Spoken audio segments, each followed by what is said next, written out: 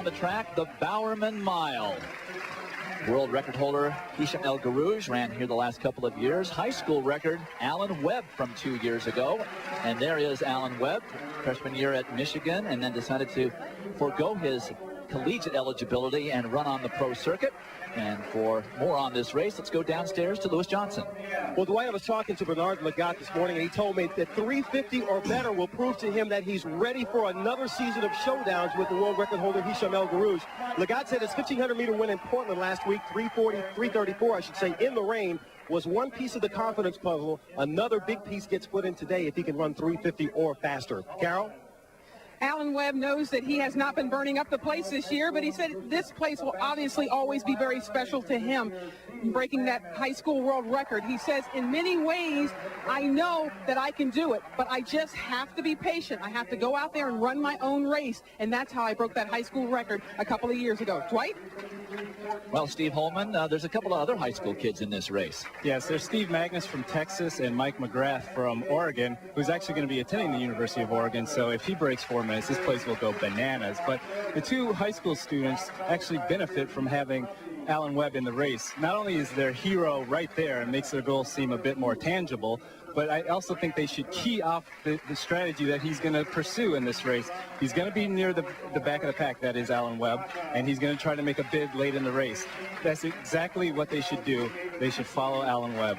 There's Alan Webb again, number 72 on the left side of the screen. That's Steve Magnus of Texas. On number 82, Mike McGrath here in Oregon. He'll be going to the University of Oregon. And between them, Kevin Sullivan, who's having a very good 2003 season. Can't show you all of the runners in this race. There are 19 of them, but here are the major players. Lagat, the bronze medalist from the Olympics in Sydney, and the Olympic champion from the Sydney Games, Noah Nyen of Kenya, also in this great field.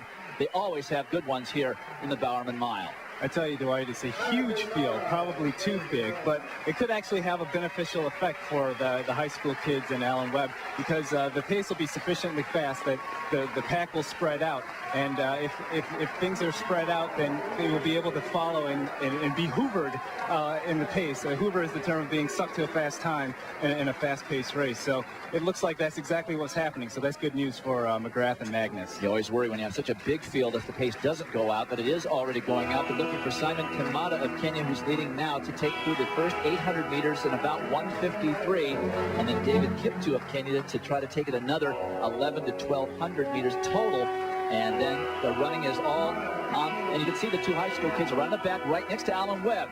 McGrath and Magnus and Alan Webb right there. Doing exactly what they should be doing. They're well within themselves. The pace is normal. All they have to do is just turn their brain off and just keep running. 59.2 unofficially for the first 400 meters, so they're going to have to step it up a bit in this second lap if they want to hit that 1:53 that they were going for. Magnus, Steve Magnus and Mike McGrath well back in the back around Alan Webb trying to run their own race and run sub-4, but they're well off that pace and the leader went through in 59.2. Yeah, and there's a danger that there's a gap forming between Alan Webb and Steve Magnus, who just went by to try to reclaim his place in the pack. Mike McGrath is struggling a bit at the moment, but up front, they're doing exactly what they want to do. There's a very good chance that we could see a sub-350 mile. Well, there's certainly tremendous pressure on these high school kids because this is a great race, this is a great event, and it's hard not to get caught up in the emotion of it. And Kamada does his job, takes it out around 1:54, so not a bad job. And David Kiptu now want to try and take them through at least another half to 3/4 of a lap. Bernard Lagat is the one stalking Kiptu right now in the all-red in second place. And the high schooler is just under 2 minutes for that 800 meters. Obviously, that first time that I got was for the high schoolers.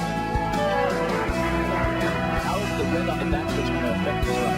It's going to slow things down, obviously. You know, when you have such a small margin of error in the case of the high school kids, that really could affect the transfer over 4 minutes. But Magnus is running.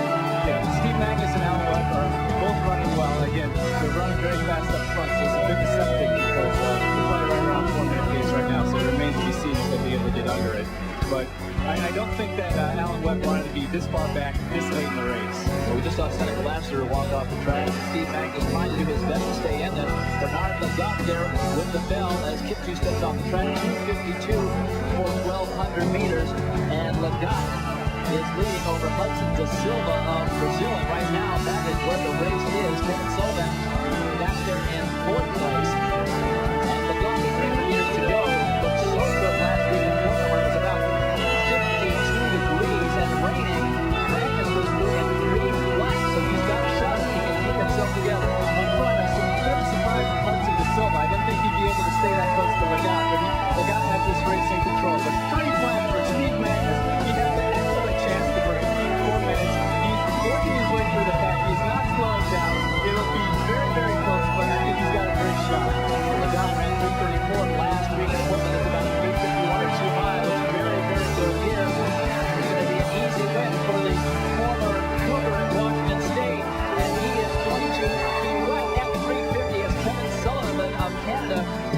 finishing second. And here comes Alan Webb, and then Steve Magnus. And unofficially, we have Magnus at 4 flat, about 4:01. So he improves on his personal best, but likely does not break the 4-minute barrier. He would have been only the 5th high schooler ever to run under 4 minutes outdoors. And there's Steve Magnus. He made a valiant effort, went through right around 3 flat, ran a very even pace.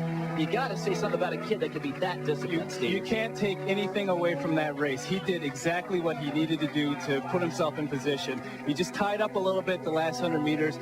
You have to remember, this is the end of the season compared to the beginning of the season of the professional athletes. But he made a valiant effort. All kudos to Steve Magnus. He has a great future ahead of him. And Alan Webb had an outstanding performance, close to what he ran when he ran that phenomenal high school time, 3:54.42 for Webb. You'd have to consider him back. Let's go to Lewis. By what you ran today, does this say to you that you made the right decision a couple years ago by coming out of college or not running in college and going professionally, or do you sort of think about that decision? Any thought process there? Nice, for one. Yeah, I don't regret anything. This is just the beginning. I think I can run even better. 3:58. So best time this year, so it's better than I have been running, so I can't complain too much.